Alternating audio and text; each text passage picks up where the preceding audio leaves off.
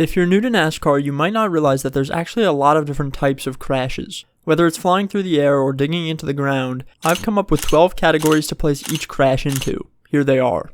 The first and arguably most famous type of crash is the blowover. This occurs when a car is going very fast, usually around 180 miles per hour or more, and gets turned to the left. With the car facing the wrong way, the aerodynamic components on the car stop producing downforce and start producing lift, and next thing you know, the car is upside down.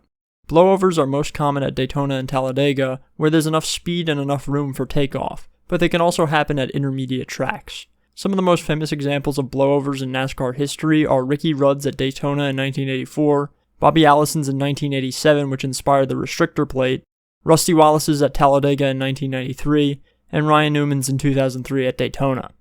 NASCAR introduced roof flaps in 1994, which activate when cars turn sideways in order to keep things on the ground, but they don't always work. Recently, we've had Josh Berry go upside down and slam the inside wall at Daytona, Corey LaJoie flip at Michigan, and Ryan Preece flip earlier this year. That last one is interesting. You'll notice that Preece doesn't turn around, but he still blows over.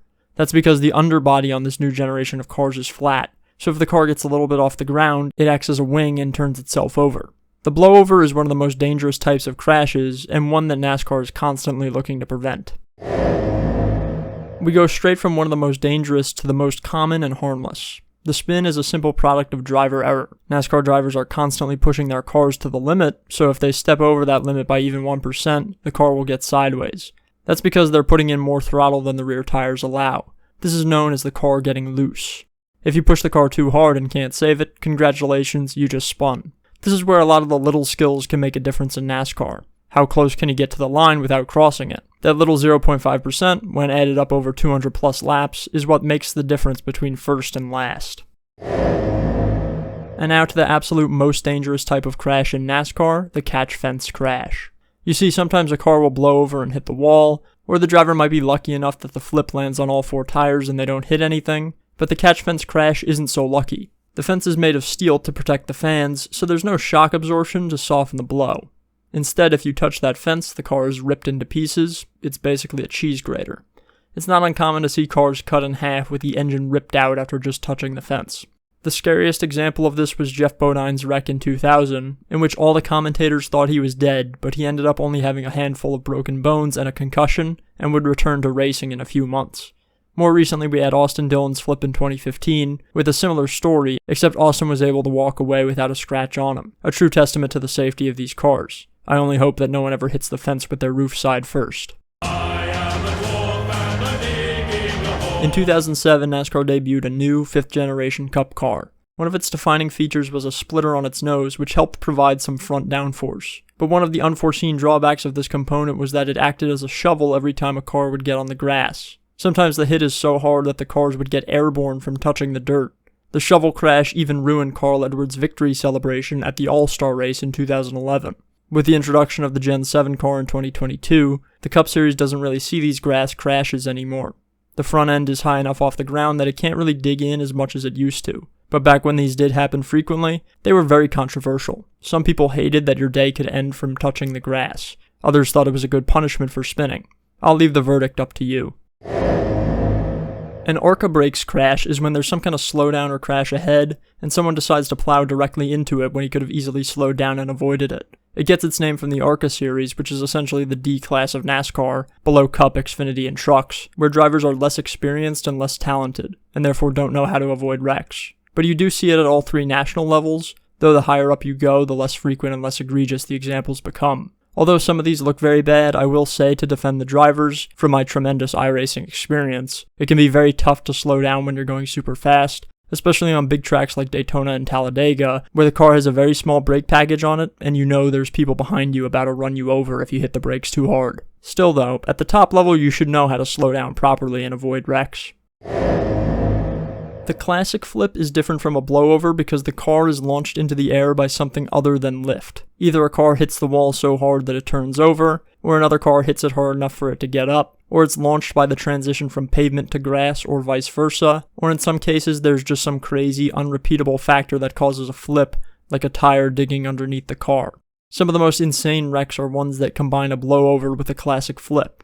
I'm thinking of Ryan Preece's flip at Daytona in 2023, where his car blew over, then hit the grass at just the right angle to initiate over 10 flips through the greenery. These types of crashes are why tracks like Daytona and Talladega have been gradually removing more and more of the grass in the infield. Less grass means less chances to grab the car and make it tumble. Some of these get really high, like Preece's flip. Some get high, but don't quite make it all the way over, like Austin Dillon in 2013. And others roll along the ground, like Kurt Busch earlier that same year, and Chris Buescher a few years later. Now we get into some different types of car failures that are no fault of the driver. Cutting a tire is fairly common at intermediate tracks with high speeds. There can be a lot of stress on the right front and right rear, and if the teams went too aggressive with tire pressure, or Goodyear just brought too soft of a tire, there can be big crashes. Typically, you see these tire cut downs in the middle of the corner when the load on the tire is the highest. If it's a front tire that goes, the car will look like it lost the ability to steer and will slam into the wall. If it's a rear tire that goes, the car will instantly spin around and back into the wall. Contrary to Richard Hammond's quote that oversteer is best because you don't see the tree that kills you, cutting a front tire tends to be safer because the front of the car is better built to withstand impacts, and if it happens on the straightaway, you can hug the wall to minimize the hit. Brake failures are most common at tracks which involve heavy braking, like road courses, Pocono, and Gateway. These kinds of tracks can also be the most dangerous because they often have a long, high-speed straightaway into a sharp turn. This is why brake failures tend to be some of the absolute hardest hits that NASCAR drivers will see in their careers. You'll often see drivers lose brakes on the straightaway, panic entering a turn, and just turn left as hard as they can. This only makes things worse because they slam the wall nearly straight on, and it's happened countless times, especially at Pocono. Just like cutting a front tire, the wise thing to do here is not turn left, but turn right, hug the wall, and spread out the impact of the slowdown so that you don't have trouble walking the next day. Although there weren't any reported injuries after Jimmy Johnson's brake failure crash at Pocono in 2017, he never won a race after that crash, so some fans theorized that it was the beginning of the end for him.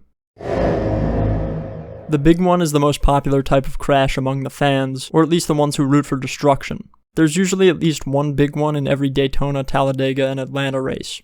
These are crashes where the field is close together, and one incident causes everyone to slam into each other, often collecting 10, 15, 20, even 25 cars sometimes. Even though the big one looks pretty crazy, drivers tend to agree that it's usually the softest type of wreck for most of the cars involved, because everyone sort of cushions each other and hits each other at around the same speed.